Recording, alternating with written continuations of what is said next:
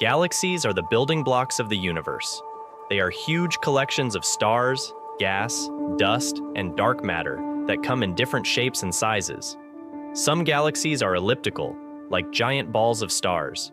Some are irregular, like blobs of gas and dust. And some are spiral, like pinwheels with arms and disks. But how did these galaxies form and change over time? And what can they tell us about the history of the universe and our own place in it? In this video, we will explore these questions and learn about a new research that used different images from the James Webb Space Telescope to study the morphology of galaxies in the early universe. Morphology is the scientific term for the shape and structure of something. By looking at the morphology of galaxies, we can learn a lot about their properties, such as their mass, age, composition, and activity.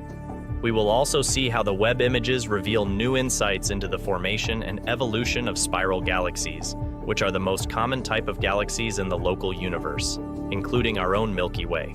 So, if you are curious about the shape of galaxies and how they changed over time, stay tuned and watch this video till the end. And don't forget to subscribe to our channel and hit the bell icon to get notified of our latest videos.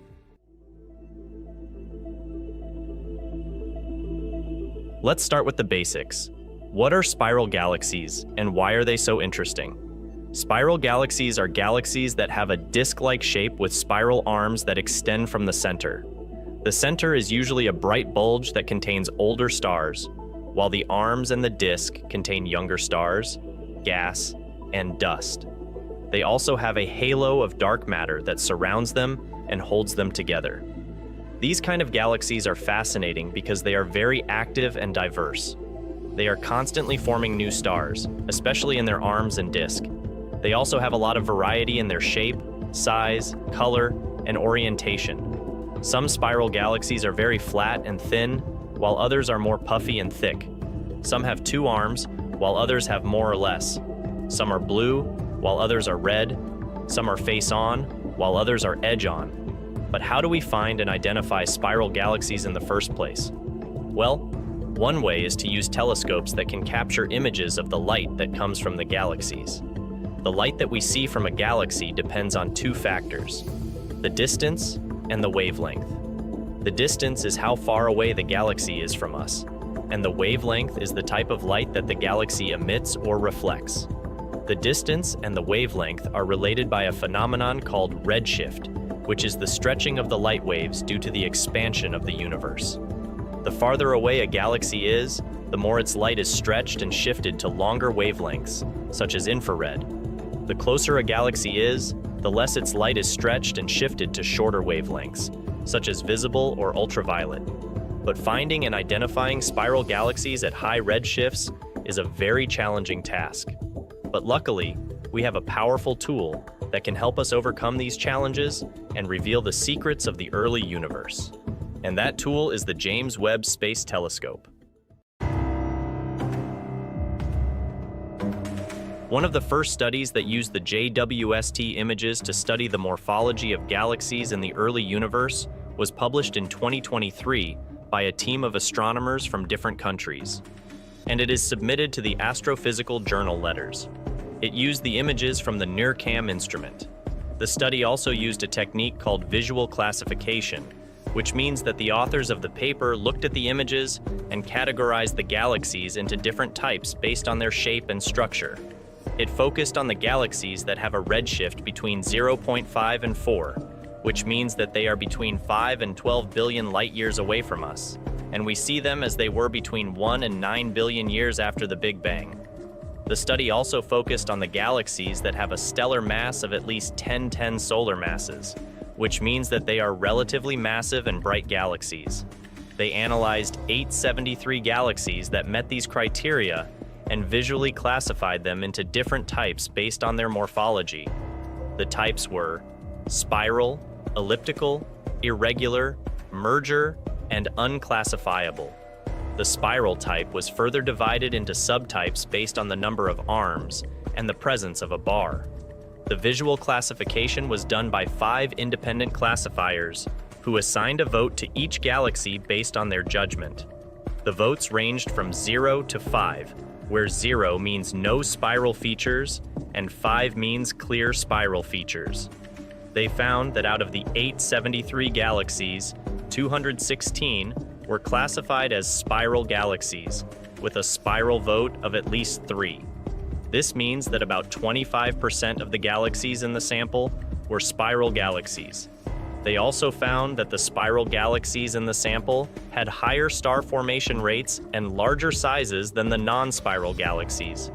The average star formation rate of the spiral galaxies was about 30 solar masses per year, while the average star formation rate of the non-spiral galaxies was about 10 solar masses per year. The average size of the spiral galaxies was about 6 kiloparsecs, while the average size of the non-spiral galaxies was about 4 kiloparsecs. The study found that the fraction of spiral galaxies decreased with increasing redshift. The fraction of spiral galaxies was about 48% at z equals sign 0.75, 28% at z equals sign 1.5, 15% at z equals sign 2.25, and 8% at z equals sign 2.75. These fractions are higher than the fractions observed with the Hubble Space Telescope, which were about 20%, 10%, 5%, and 2%, respectively. This means that the James Webb images revealed more spiral galaxies than the Hubble images, thanks to the Webb's superior sensitivity, resolution, and infrared range. They even detected possible spiral-like features at redshifts higher than 3, which is very surprising and exciting. They also found 11 galaxies with a spiral vote of at least 3 at Z3 out of 113 galaxies in that redshift range.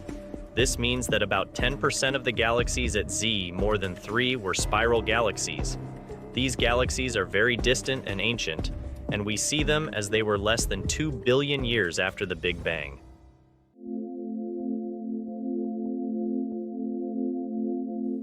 This study is one of the first studies that used the James Webb images to study the morphology of galaxies in the early universe.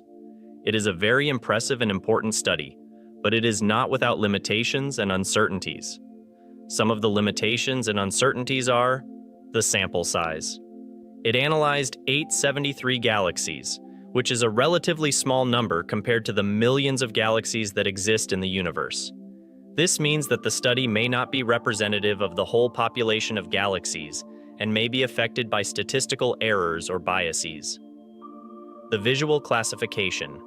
It used a technique called visual classification, which means that the authors of the paper looked at the images and categorized the galaxies based on their shape and structure. This technique is subjective and depends on the judgment and experience of the classifiers. Different classifiers may have different opinions or criteria for classifying the galaxies and may miss or misidentify some features. This means that the study may not be consistent or accurate in its classification and may be affected by human errors or biases. The physical mechanisms. It observed and described the morphology of the galaxies, but it did not explain the physical mechanisms behind the formation and evolution of the spiral arms and disks. The study did not address the questions of how, why, and when the spiral arms and disks formed, and what factors influenced their shape, size, color, and orientation. This means that the study may not be complete or comprehensive in its understanding of the spiral galaxies, and may leave some gaps or mysteries in the theory. These limitations and uncertainties suggest that there are still many open questions and future directions for this research.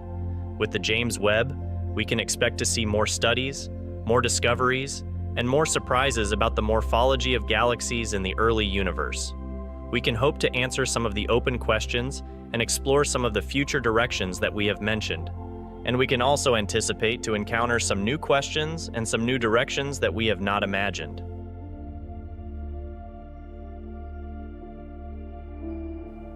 We hope you enjoyed this video and learned something new and interesting. If you did, please give us a thumbs up and share this video with your friends and family. If you have any questions or comments, please leave them below and we will try to answer them.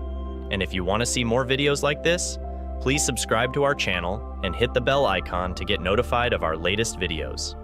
Thank you for watching and see you next time.